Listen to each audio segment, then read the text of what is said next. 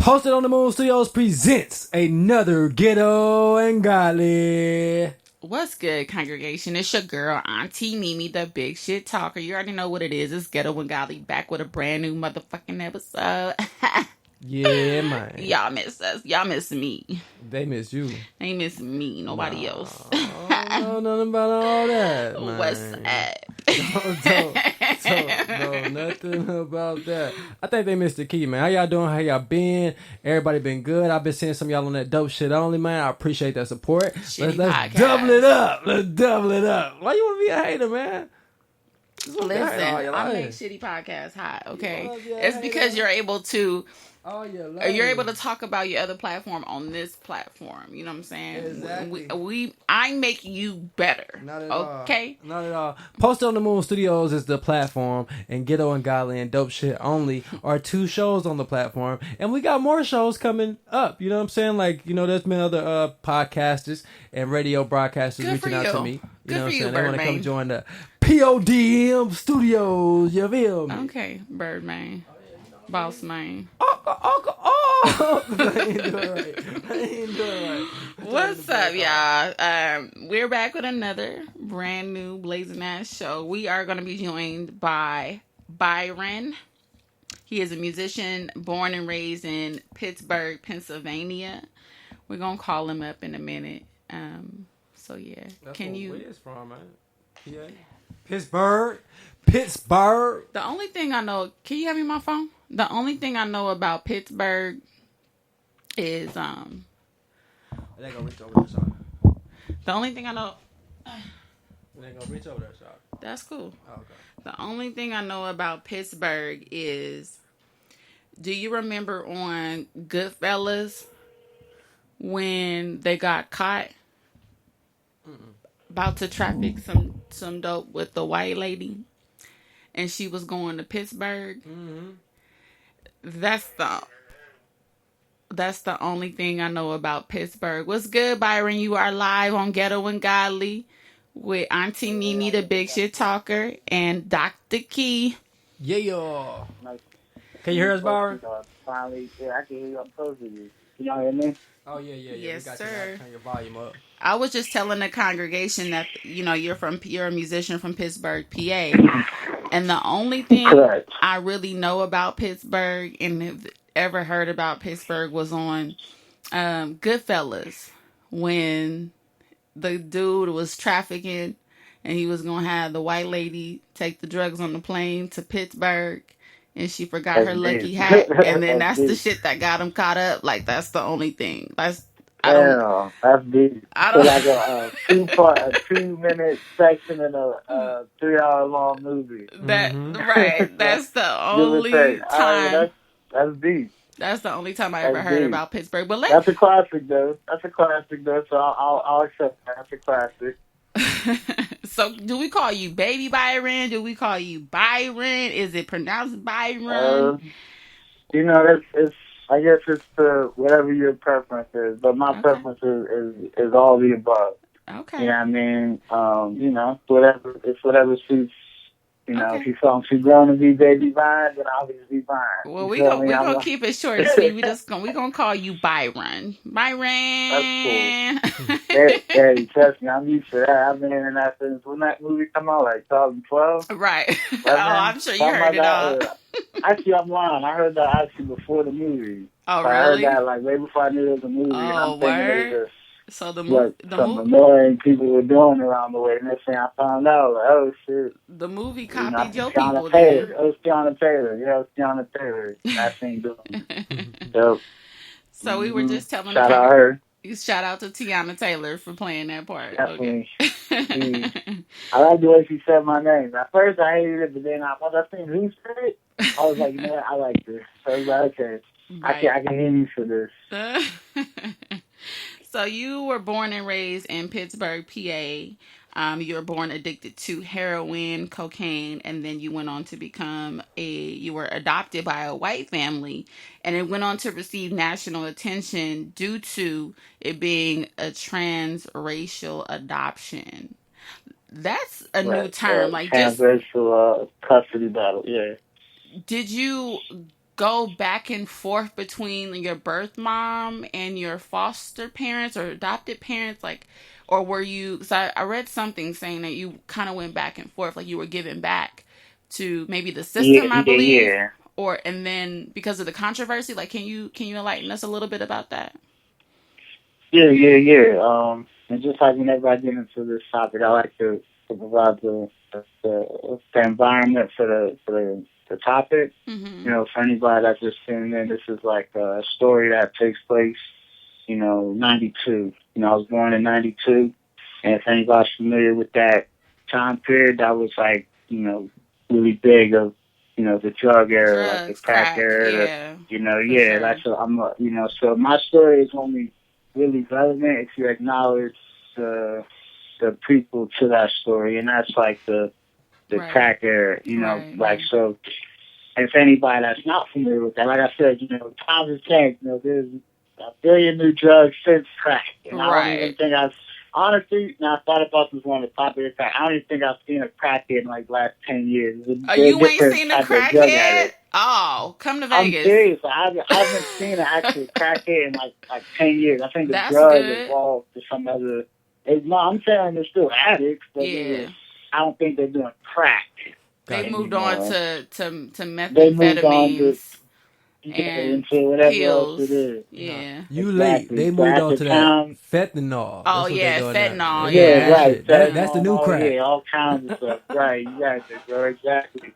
So, because, some people might be hearing this story and be like, crackhead, like, like, just like, I guess, but long story short, at the time it was the early 90s and, our people, African Americans were suffering, tremendously from the impact of that epidemic. So my father, he was affected by this, him being a drug dealer and my mother being a user. So it's like they both are victims of the same thing, and I just happen to be the product of their misfortunate, choices. Right. So with that being said, I grew up I was born with drugs in my system, and not that long after I was born, my foster family, who I'd like to state for the record was my foster family. I never actually got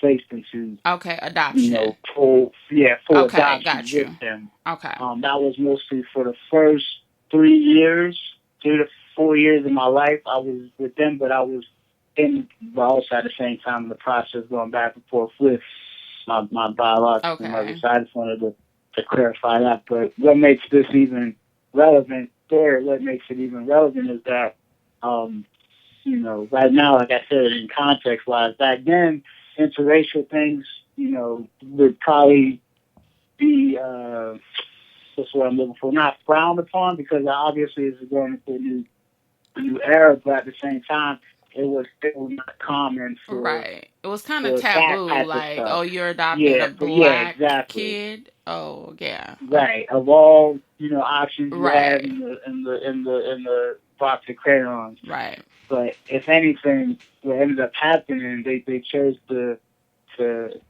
take their fight in the custody battle to the main the local news, and then that transferred over to becoming national news in such a short period of time. And mind you, this isn't the internet era. This is like the news, the word of mouth era, newspaper. The church meetings with the fried chicken era. Right. It's a different era where it's like more community oriented. And it's more of our community's problem more than our Facebook, comments and our, stuff like that. So that's where my story kind of takes place, and it was in the headlines probably from late 92 to like maybe 96.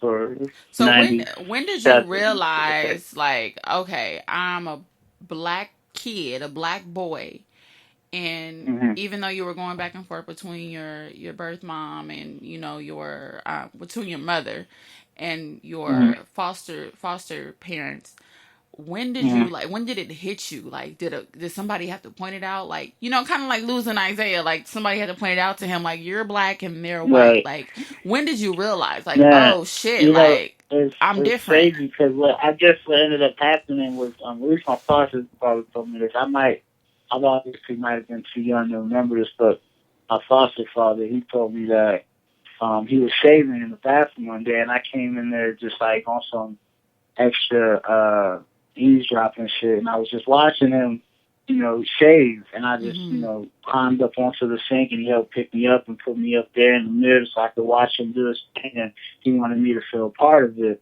so he let me have the shaving cream on my face, and then with me doing that, I'm mimicking him, I'm like mocking him, whatever, like miming his movement. And then in the process, when he was cleaning himself off, he was like, desperate for me to do the same, and I'm doing the same. I guess somewhere in the process of me looking at me and him, I noticed somewhere in there when I was looking in the mirror and looking at the shaving cream, and it just, I guess it dawned on me. But even still, as a child, I still probably didn't even know what the difference genuinely was. I might have just knew that it was something different. And I believe, when he told me that, it came from, unbiased things just because he was my foster father and nothing like that. I just feel like he even generally, kind of learned something from my discovery. Like, maybe it isn't just, something that we as an adult see, or whatever. Maybe it is something that a child could eventually acknowledge. Even though kids don't know racism. Right. They don't know that. Right. But they do know, differences. Like, they do know that. To say that they don't is like almost like saying, you don't have vision.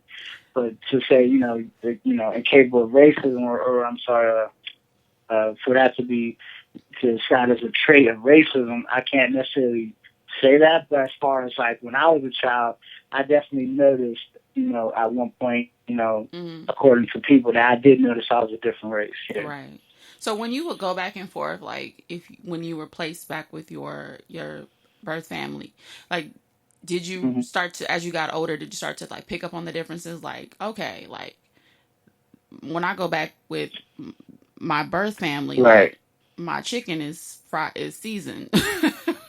Right. This is seasoned. This is baked. Right. Like, how did you deal with that? that? Was it like, no, I don't want to go back to my birth family, or like, okay, well, shit, like let's go. Like, I'm ready to be reunited with the people that look like me, that talk like me, that are like me, the people that I come from, or was it like a resistance there? Right.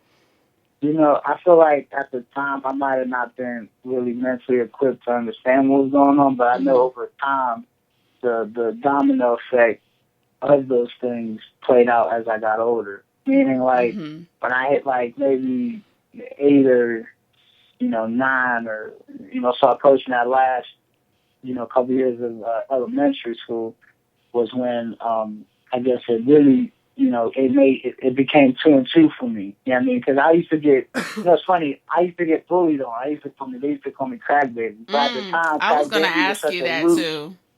Because kids right, are cruel. But it's funny, in the hood, crack baby is such a common term that's used. Yes, like it's a common jab, but it's not necessarily something that everybody, immediately internalized. Because I didn't know if that really applied to me at the time. Right. Because I was thinking like, I don't know. I just never looked at it. Like I always thought but then, like I said, as I got to, kind of learn the real definitions of things and the this and the where the name really stems from. It started to take a toll on me, but not too much because at the same time, when you're a kid, you could have your art broken 1,000 times over. You know what I mean? You get told no. You get fall and bust your knee 1,000 times and still just be whatever. Right. You know what I mean? So I don't feel like I internalized too much of it. The only thing I ended up really internalizing was the once I got hip to the story about me, and I started to realize that the story was like halfway told. How was that moment? Like when you realized that there were several newspaper stories and articles written about you, like, was it like, oh shit, like I'm this is like a prolific moment. Like what the fuck? Like this doesn't happen every day. Like, okay, I was born drug addicted. Like, was it like a moment where you was like, oh, okay, like I have something, like, you know? Not even, because